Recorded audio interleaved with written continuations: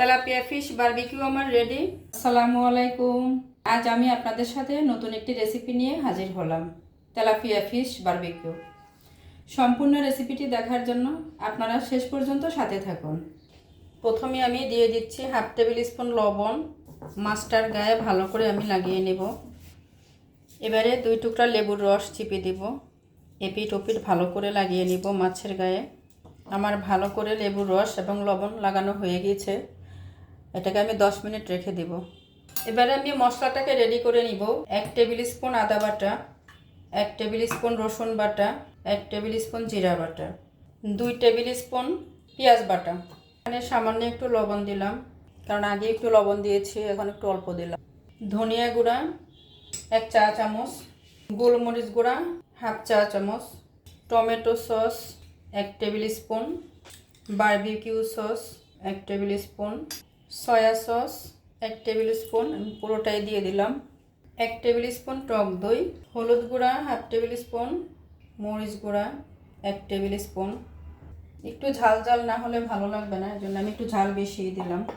সব কিছুকে এবার একসঙ্গে আমি মিশিয়ে নেব। মশলাটা ভালো করে মিক্সড হয়ে গিয়েছে। এটাকে আমি এখন মাছের গায়ে লাগাবো।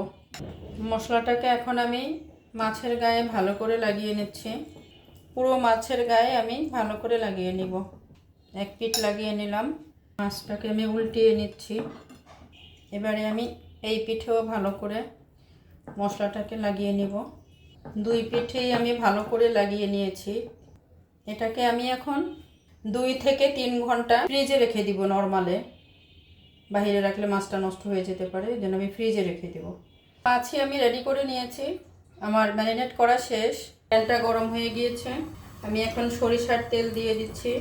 তেলটা গরম হয়ে গিয়েছে, আমি এখন মাছটা দিয়ে দেব। এটাকে আমি এখন ঢেকে দিব। ঢেকে দিয়ে একটু মাঝারি আঁচে করব। ডিম মাছে দিলে আবার পানি ছেড়ে দিবে, এজন্য আমি একটু মাঝারি আঁচে দিব। এখন ঢেকে দিলাম। এটাকে এবার উল্টে দিব। উল্টে দিলাম, এটাকে আমি আবার ঢেকে দিব। মাছটাকে এখন আমি আবার উল্টে দিব। 2 পিঠই আমার ভালো করে ভাজা হয়ে গেছে। আমি কিন্তু এর মাঝে মাঝে উল্টে দিয়েছি। এখন সুন্দর পোড়া পোড়া ভাব আসছে, একটা বারবিকিউর মতো। আমি এখন নামিয়ে ফেলবো। নামিয়ে নিয়েছি আমি barbecue fish. Tilapia fish barbecue আমার রেডি। আমি এখানে টমেটো সস রেখেছি, বারবিকিউ সস রেখেছি।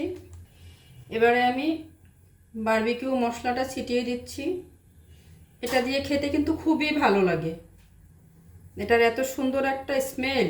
তেলাপিয়া ফিশ বারবিকিউ কেমন হলো কমেন্টস করে জানাবেন।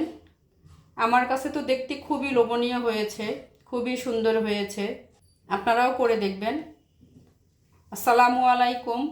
আল্লাহ হাফেজ।